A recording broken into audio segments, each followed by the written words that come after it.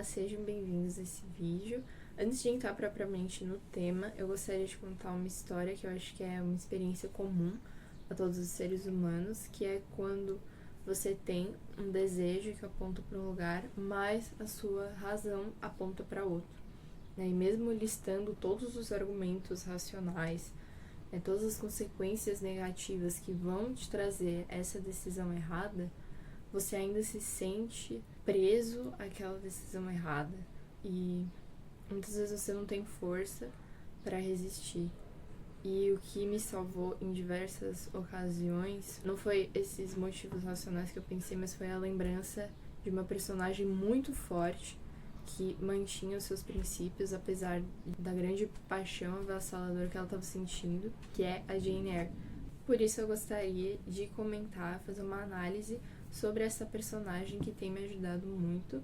Ela não me vem à mente à toa. Ela é uma personagem que se mostra forte, coerente dessa forma em várias ocasiões ao longo da história. Mesmo quando ela tem as suas incoerências, isso a torna ainda mais real, porque nem todo ser humano, os seres humanos não são perfeitos, né? A gente tem essas incoerências e isso a torna uma personagem ainda mais viva e real. E mesmo diante desses erros, ela consegue aprender com eles. Essa coerência em relação aos princípios e essa força que a gente tem é apresentada ao longo da história em diversas ocasiões. Isso é feito de uma forma muito leve, né, que não pesa. Parece que é realmente uma pessoa que está nos contando a história. Isso eu acho que se deve ao fato de que muito da história teve inspiração na vida da própria autora. Inclusive, é tão real que o livro originalmente foi publicado como Jane Eyre, uma autobiografia. Há muitos elementos góticos nessa história, como o castelo, as descrições da natureza, a voz sobrenatural. Essa história difere muito das outras da época justamente por causa da protagonista. As protagonistas dos livros ali da época eram românticas, dramáticas, melosas e bonitas também. A Jane não é nada disso, é uma pessoa muito racional que contrasta com isso.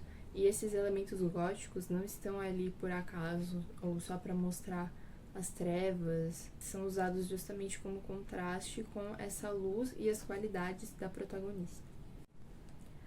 Por exemplo, quando ela quase ficou com o Rochester ou quando ela sai correndo de Lowood à procura de um novo lugar para ficar. Esses são exemplos em que ela parece um pouco imprudente, mas mesmo nisso é difícil achar realmente imprudência nisso, porque ela quase tomou decisões ruins. Por exemplo, quando ela sai da casa do Rochester apressadamente, ela tinha diante de si a decisão de ou fugir de uma forma apressada ou ficar diante da paixão.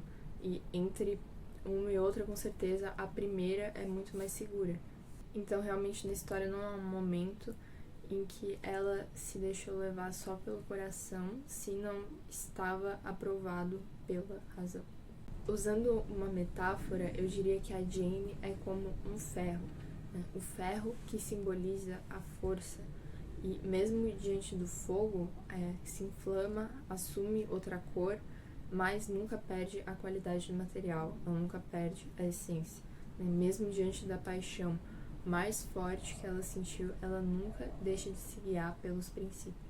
Toda a história dela é marcada por muito sacrifício. A vaidade, por exemplo, dela que ficou ferida, porque ela não era uma pessoa muito bonita. Todo o sofrimento na casa da tia, na escola, seu desejo de tirar a própria vida, a perda da amiga, a paixão reprimida, o orgulho ferido, tudo isso foi muita dor que ela sentiu durante a vida, mas justamente por isso que ela é tão madura e tão nova, né? Pensar que grande parte da história ela tinha entre 17 e 20 anos por aí e já tinha esse grande nível de maturidade. O que ajudou muito nisso foi justamente essa dor que ela sentiu durante toda a infância. Diante de todos esses problemas que ela passou, ela tinha todos os motivos do mundo para ser uma pessoa muito revoltada, mas não é isso que ela faz. Uma coisa muito bonita da história é que, mesmo depois de sofrer tudo isso, ela ainda consegue se sacrificar pelas outras pessoas.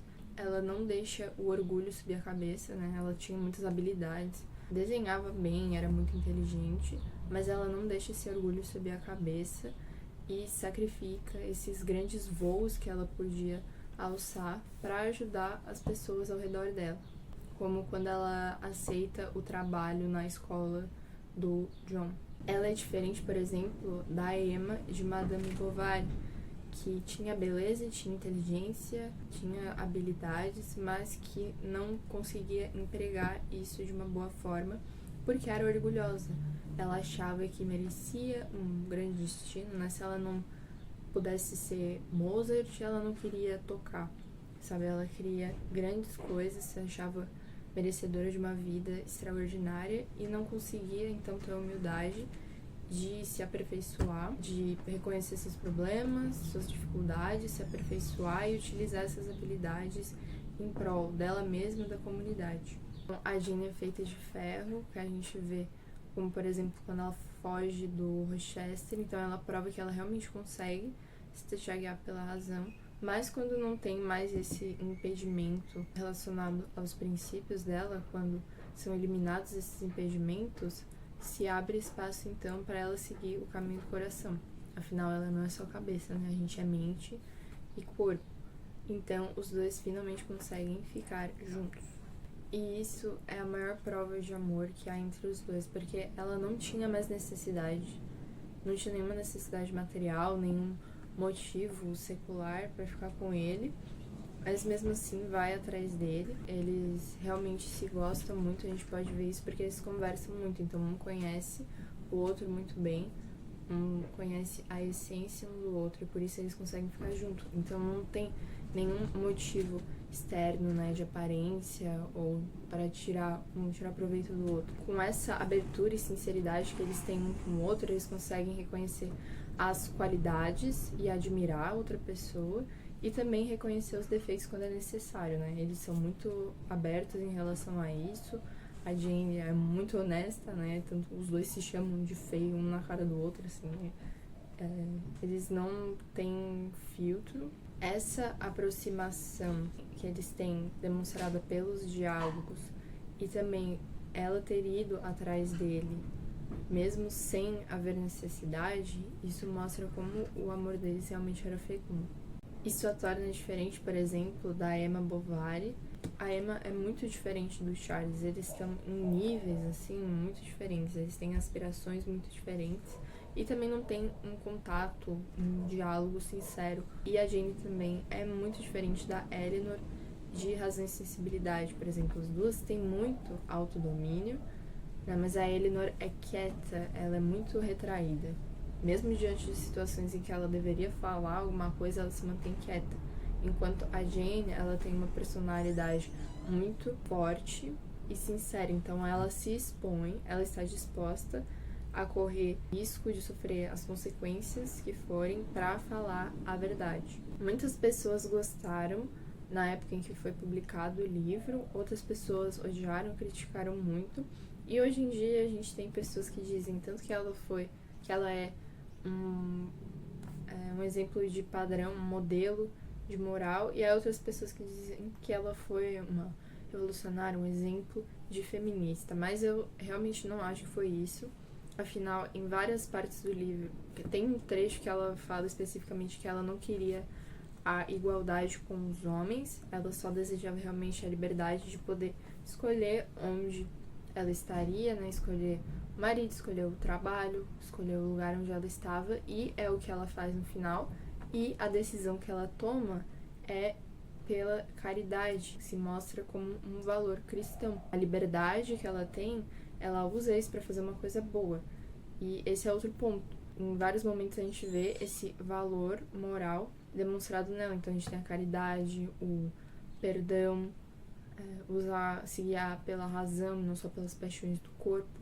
Por isso eu acho que essa obra realmente não é uma coisa feminista, mas que a Jane é um exemplo, é uma inspiração de força que a gente pode utilizar e a gente pode aplicar em vários momentos da nossa vida, mesmo nas decisões mais simples. Tem disponível em domínio público em inglês essa obra, eu vou deixar o link aqui embaixo do projeto Gutenberg, e espero que tenham gostado. Beijos e até a próxima!